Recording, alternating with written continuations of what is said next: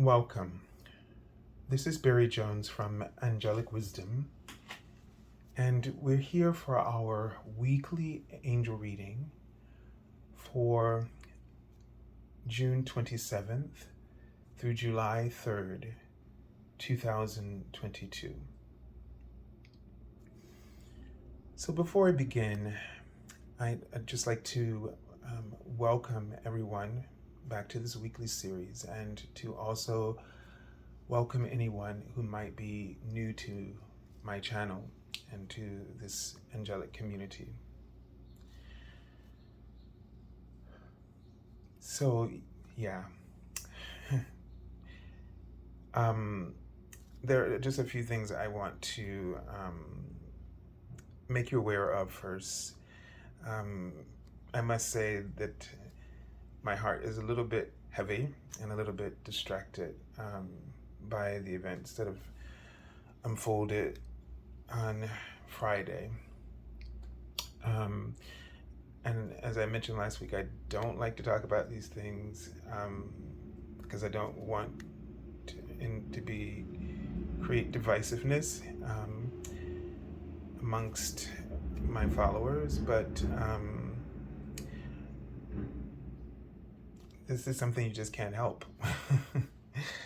So anyway, before I even just talk about that, so that I can purge myself and then be fully present for the angels' messages, I just want to make you aware of the general monthly reading for July. I published it yesterday. I meant to publish a little bit earlier in the week, but I've just got distracted and forgot about it. So if you have not had the opportunity to see it, or if you're not aware of it, I've posted the July monthly angel reading. And if I remember, I will try to put a link in the description area of this video. And also I will be working on the 12 zodiac, the angel scopes for the month of July in this coming week, and we'll hopefully get them out to you in time. So it's like holidays and things are going on, but they will be coming to you. And let's see, if you would like an angel reading with me, you can go to my website, theangelschool.com. That's my current website. And the one that I'm working on is angelicwisdom.org. So in the future, if you're watching this, you can go there instead, if the first one is no longer active.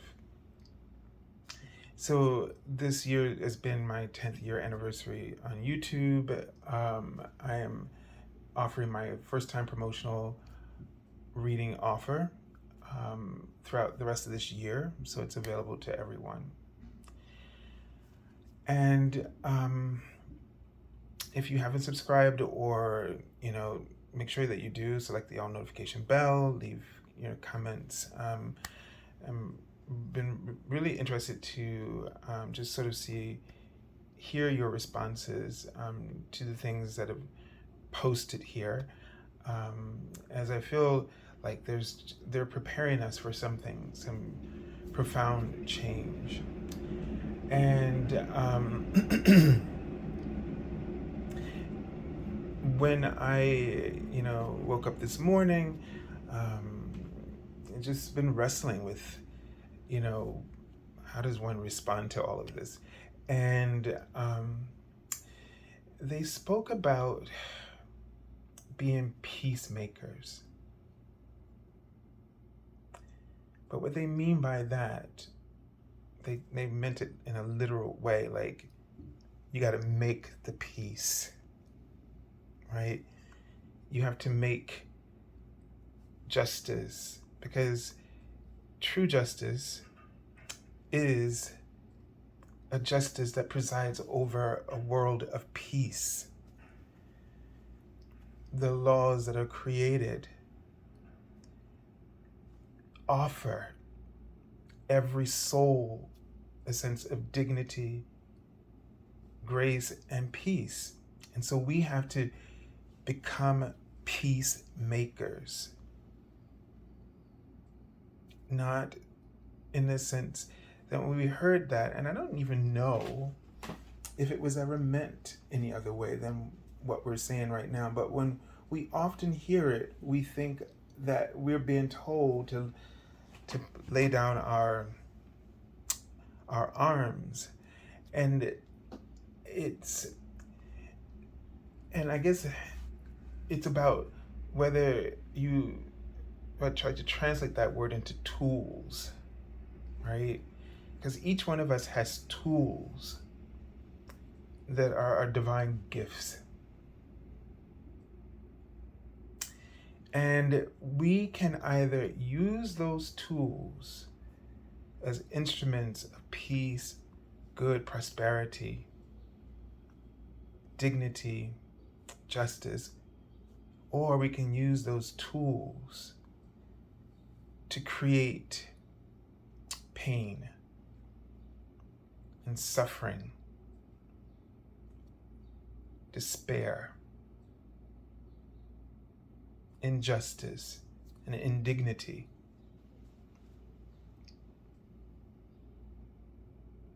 So it was never meant for you to put down your arms, your tools. It was meant for you to use them to create peace. And I think it was so interesting, when Marianne Williams kept saying that she wanted, as a presidential candidate, to create, sorry, I've never done that before, but my glasses, I need to clear them. She wanted to create a Department of Peace. That idea was to be a true tool to make peace, to be a peacemaker. We create our reality. We have been given the gift to create. And we do this with the inspiration of God, but we often deny, ignore, because we're afraid. We're afraid of when we're inspired by God. Because this is, you heard me say it before, this to me is the voice of God, or the voice from God. When we receive inspiration, and that inspiration activates those tools as instruments of peace. But peace does not mean, first of all, peace is not guaranteed, but it is our divine right, and it is our true state of being. But peace is not a world where everything just works out perfectly. Peace is still a world where choice is something that is exercised. So peace is not guaranteed, but peace has to be exercised. We have to keep bringing ourselves back into balance. We have to keep healing ourselves or seeking help that will help us to heal. When we do this, again, these are components. This is the software built into our soul's technology. It's made to heal, made to create peace. All the things that we want, happiness, the soul is already primed to give them to you because the system, the software, was made with that intention. And the intention backing that up is love, unconditional love. Unconditional love. So we don't have to like everything or everybody.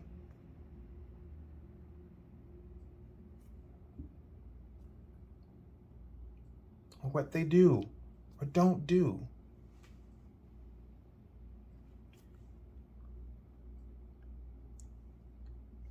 Because this is a world, peace is a choice, and it must be exercised. And we have to start saying to ourselves, we have to start valuing ourselves so we can we could see the ego is our tool as well, but we often let it run amok. That's to say that we do not exercise peace when dealing with our ego. And our ego is just a habit. I've said many times, it's not evil. It's just afraid. And it's a habit forming, which turns into addictive and compulsive forming habits. And because we do not exercise choice, and that we do not exercise the choice to have peace, justice, dignity, etc., etc., etc., etc. There's so many etceteras, and they are our individual rights, but they're not guaranteed unless we exercise the choice. This is what allows, as they write in front of me, it strengthens the muscle of your right to choose your reality. And you can use and train your ego to become a tool of peace rather than fear by not resisting the inspiration that makes you aware of the highest choice available to you, that makes you aware of being a peacemaker, and the way that the tools within you that can play an important part in helping that to unfold.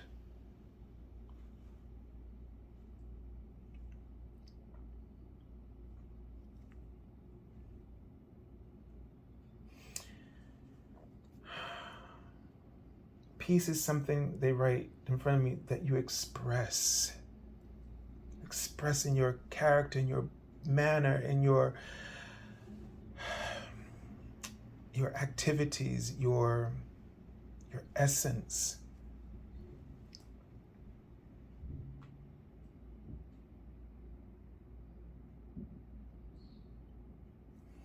Compassion is a tool of peace.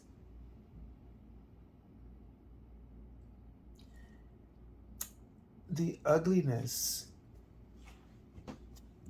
that exists around us and sometimes that festers within us is because of our lack of exercising compassion. We, through our approach, through the way we use our tools, we can provoke more ugliness because of the lack of compassion and understanding. The people that you feel are creating horrible things, or the ugliness that you constantly keep seeing and in a way struggling with, which is in a way meaning resisting an opportunity to see truth. Because there is no moment where truth, where the light of God does not exist in the midst of everything. And the last few days, as I was feeling the weight of things, and I'm sure you have too, you could feel that something was coming. And I think they were talking about this. And, you know, they really guided me through my own forgiveness. And this one day, I started to write in my journal on my phone, my tarot journal that I do, and a message from the angels. And it was just really coming from God. And I resisted at first because it's like, hello. It's like you're part of you goes, you're talking to God, not possible. But as I wrote and worked through the resistance, and in the end, we got to this phrase, I've never stopped loving you. This was the phrase from God. I've never stopped loving you. And I saw this first through other people in my life that like a love that had gone wrong, and something I had never truly forgiven myself for. And then, but I saw that person like as if God was saying it through them. I've never stopped loving you. It was like they were one. And then it was every situation in my entire life, from the time I was an infant all the way till now, over this past week, every morning. And I felt it raise my frequency immediately. I've never stopped loving you. Any situation that I've gone through or that I've witnessed, when I kept saying that, it made me realize that what the real thing that I needed to forgive was myself for not holding on to that faith that God has never stopped loving me. And what I mean by that, because it's the faith, because what we don't realize is that, I don't know what to call this aspect of ourselves. There is a part of us, as if it's like I perceive it almost right in this moment as this eggshell, but it's not fragile like a shell. It's almost gel, translucent. But this aspect of us is a witness of our divinity. It's almost like it's the witness, it's the divinity as a witness. The divinity of our souls as a witness. And every time we believed that we weren't loved, or that we were left alone in something, that God was absent. The thing is, he's never judging, and that's what we can't wrap our minds around, because he has to have an opinion. He's got to have a side here. And that's the problem right now with especially what's going on in America around this issue, is that people believe that God has a side, and they're talking on behalf of God. And then we're all,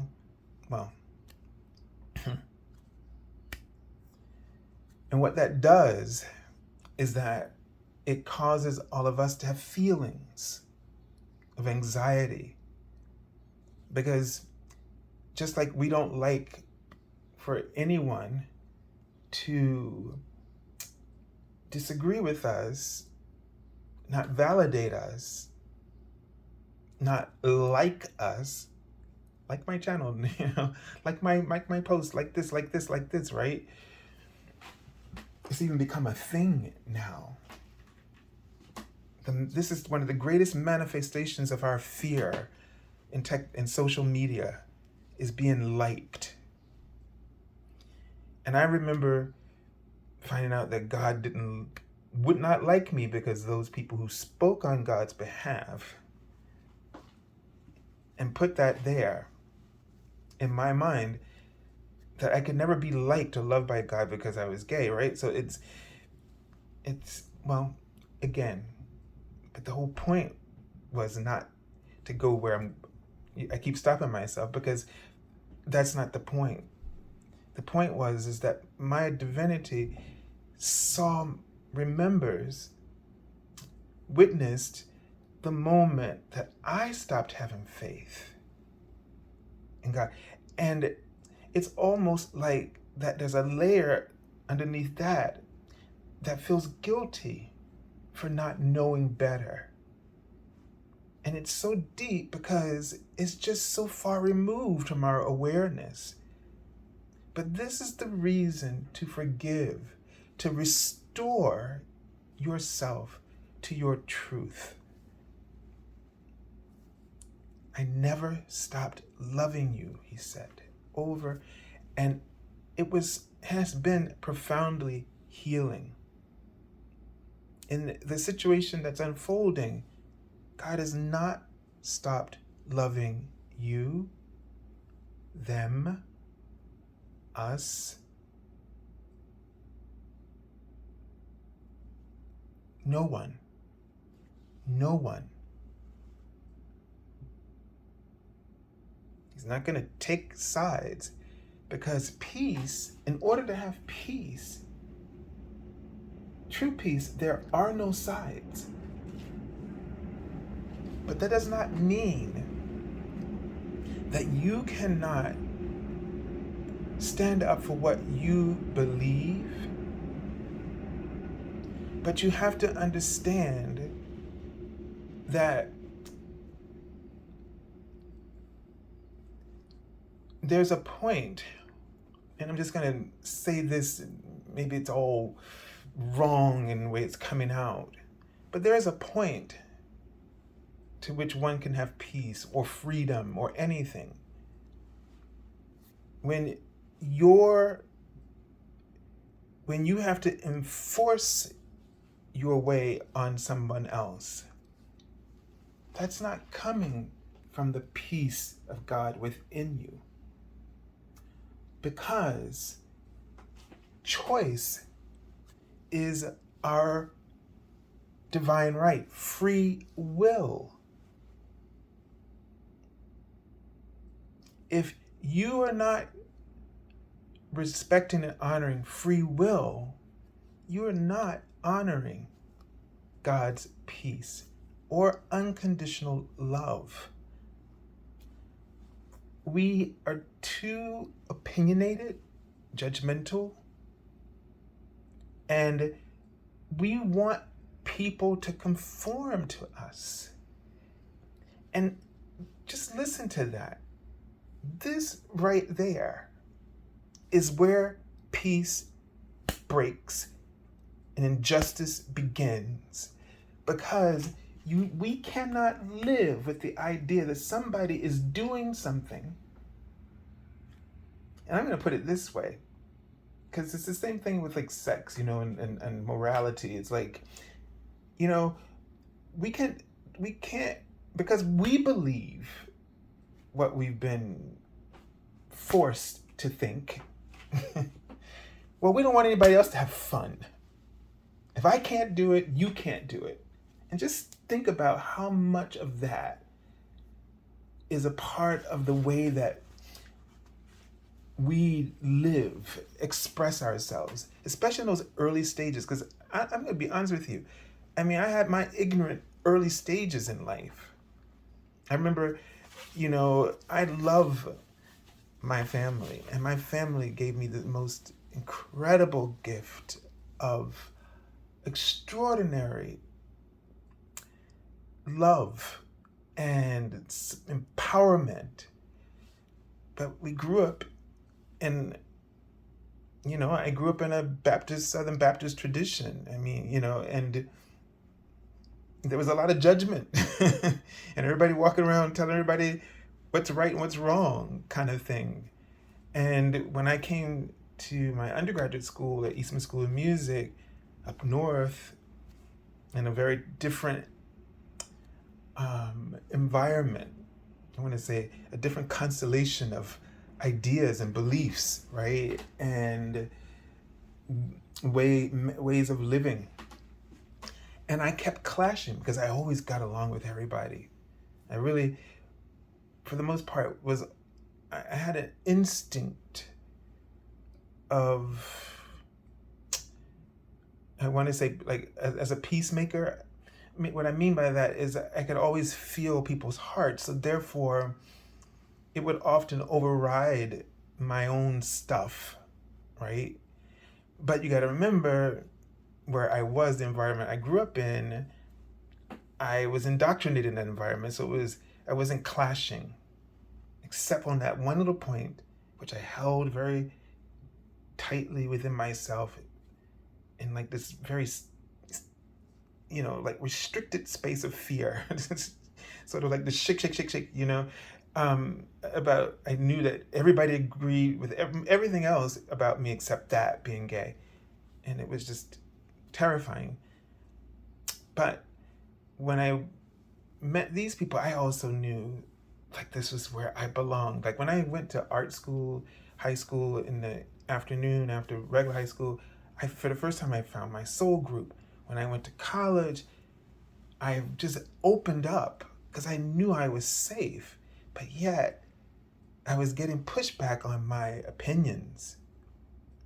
And I sat down and I said to myself one night, because I'd never experienced it and it kept happening, and I said, something's wrong with the way something's wrong with what I've been given from my community. And I have to say, it's just not my family that I will say that. My community gave me all those things. And it was incredible that people, when I went to college, they were like, oh God, there's another Berryland story.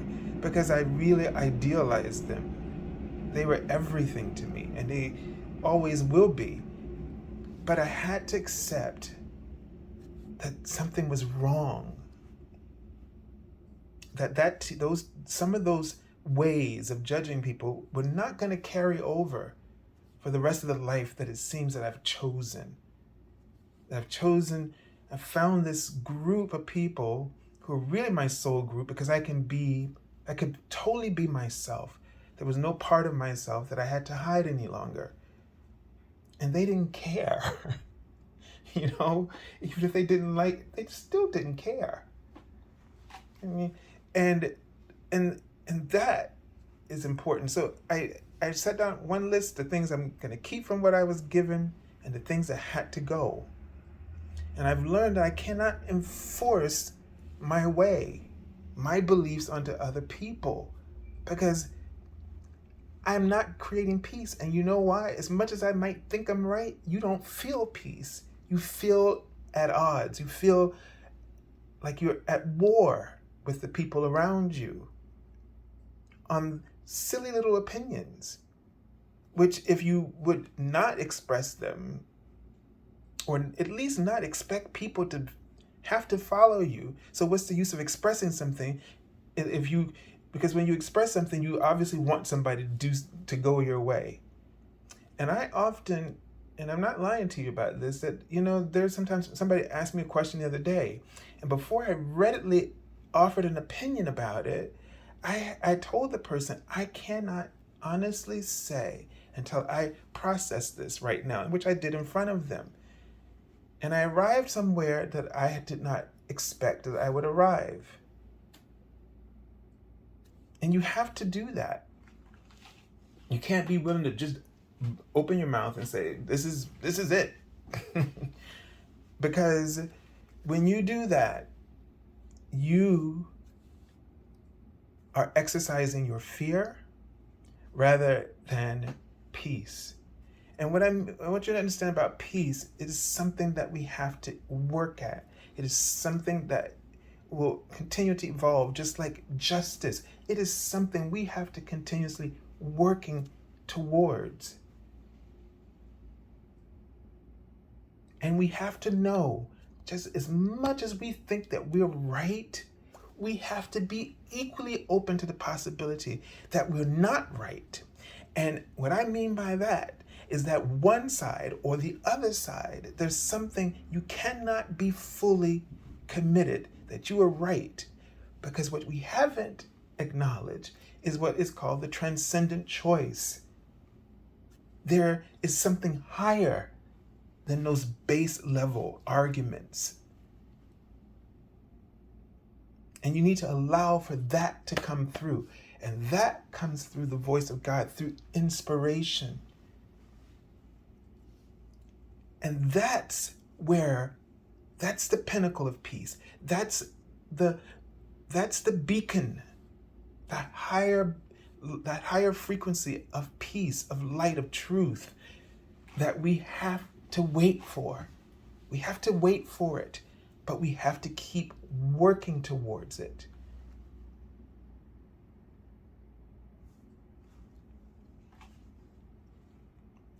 Whoa. I'm looking at the time. 4 or 5 seconds ago, I looked down, it was 19 minutes, and now it's 31. Okay. So let's take a look at the Archangel. Seraphim Seraphina. And look what it says. Be an ambassador for Earth. Build your higher bridge to Source. She steps down her energy through the planet Neptune, but she sits around the throne of God, the Godhead. Okay? And all of the seraphims are 12th dimensional beings. So they don't directly interact, but they are drawing closer to us to bring in this higher spiritual, to sort of amplify these higher goals, to help us to not just get stuck in this or that, but the transcendent choice. And she also acts as an ambassador of peace and is calling you to be one, as we have just been discussing, calling us all to be ambassadors of peace, but with this understanding that peace does not mean the end of choice. So peace does not end completely the world of duality. Duality is a tool. And in the fifth dimensional mind, the tool is embraced with gratitude. It is a divine pleasure to have contrast, to have duality, to have opposing ideas and choices. This allows us to work to find the transcendent choice, to find the ideals of commonality, where peace starts and justice can breathe and live and prevail. Start practicing this in your own life, in your own circumstances. Have heart and faith. Don't give up until you find the peaceful, transcendent choice that truly empowers your free will. That truly empowers your free will. And compassion is a tool of this, and unconditional love is a tool of the practice. Compassion, unconditional love, these are the greatest tools of the practice. To love the Lord thy God with all thy mind, heart, and soul, and to love thy neighbor as thyself. These are the tools of the practice. This is the tool of the practice of peace, of true justice, of true happiness and fulfillment. Because everything is not a fight. But when you choose, and they're talking about energy, they want you to understand that energy. And they're writing the word neutral without negating the fact that there is duality. What I believe they mean by neutral is that there is a point, a place where we no longer feel the need to fight, or it's not worthy of us. It's not worth the expense of energy and time. And this is sort of a self-care component that you have to cultivate in your practice of peace. Because when that becomes important, you are not only protecting your energy, but you're also creating or forming a stronger bond, connection to God and to oneness,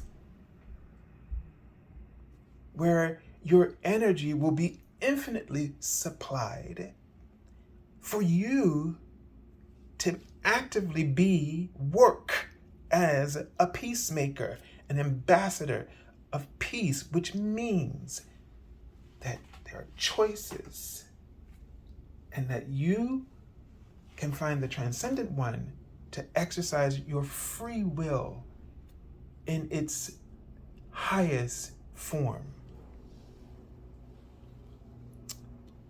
All right, so let's take a look at the cards here. And we have the sun. Just looking at the energy for this week. All right, we have the sun card. Let me just move this crystal so I can put this here in the center. You can't see the crystal well. It's a big rose quartz that my voice teacher in high school gave to me. So, what does this mean here, this energy from the sun? I feel like what they're saying, pour out your light. Pour out your light. And your light is in all of your gifts. You know, your gifts activate the five senses: taste, culinary arts, music, the auditory senses, and so on, writing and drawing and movement, all of these things, right? They are the encoders of your software. You must be aware of the input and output, export, import of what you're allowing in or expressing. But your gifts are needed because those are the encoders for the software of the souls that need healing, that need peace. So use your gifts at this time in any way that you can to bring the light of God to the world in some form. You can create joy through your gifts. You can create peace and justice. Now is the time to activate them and hold them dear. Hold them dear. And hold each other's gifts, light. The person, see their gifts. Love the Lord thy God with all thy mind, heart, and soul, and love thy neighbor as thyself. The practice, right? Tools of the practice. And you will bring forward their truth instead of, and we'll just say for lack of time and lack of a better word, ugliness. Maybe sometimes you need to say things just to be saying it like a TI is, right? And here they say, hold on. Be patient. Give things a time. Don't give up.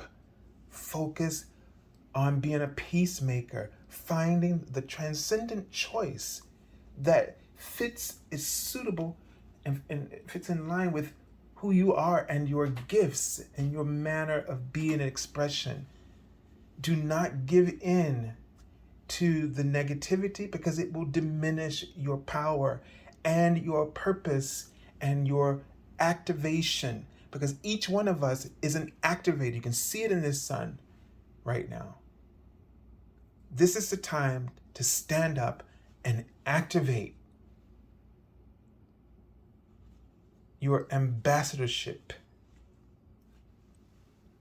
And these times are provoking it, making us aware that it is no longer appropriate for us to sit at the sidelines and do nothing. We have major arcana cards here. So this is telling us that this moment is going to influence the rest of history.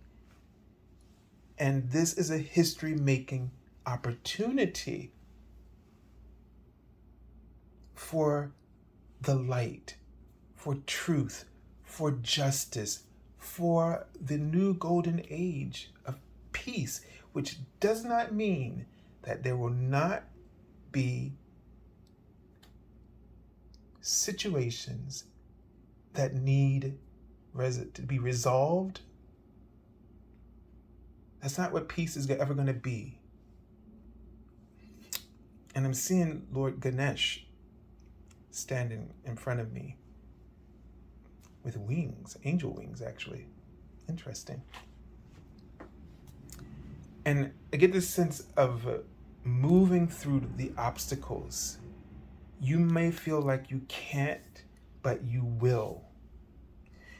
And this is a time where our beliefs, there's the sun again, have to come into alignment with truth and with an unconditional loving God, or whatever you refer to it as. We have to come into alignment with an ever loving God or source.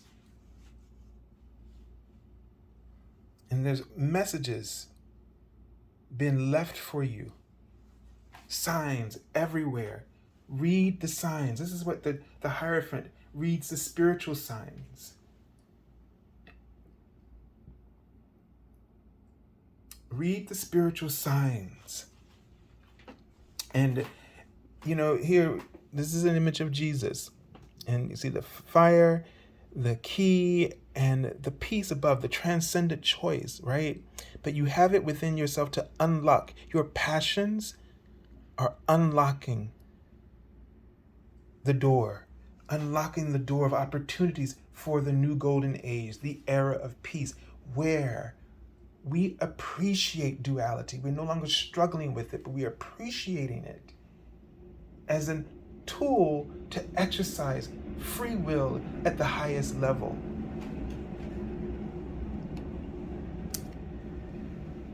And this is a card from the bottom.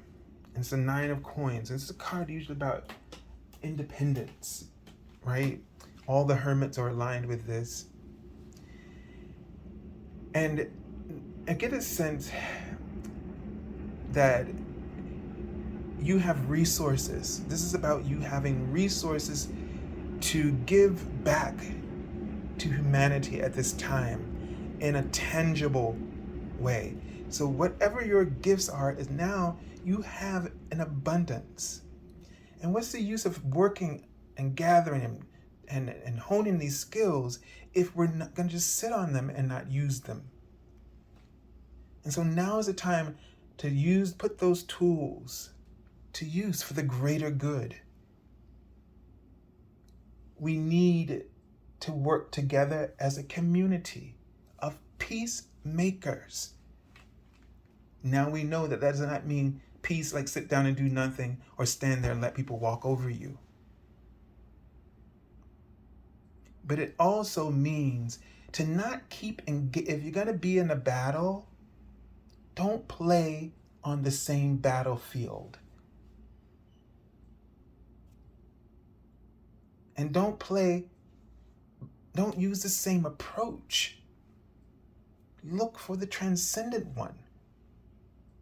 The one that honors the tools of the craft: compassion, unconditional love, free will, justice.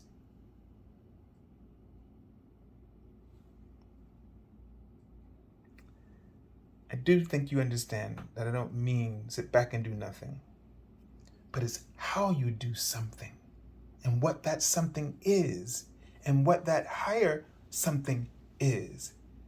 Because the highest vibration rules and influences. So if you get to that transcendent choice of peace, that will cause peace to unfold much faster than struggling in the dirt. And I'm not saying that everybody, some people may have to be at that level, but this is why you, in order to be an ambassador of peace, you must first tap into that inspiration. Because if everyone is tapped into that inspiration, the voice of God, then everybody will be fulfilling his purpose for these times. So I send you lots of love and angel blessings. Have a beautiful week, and may the source be with you always.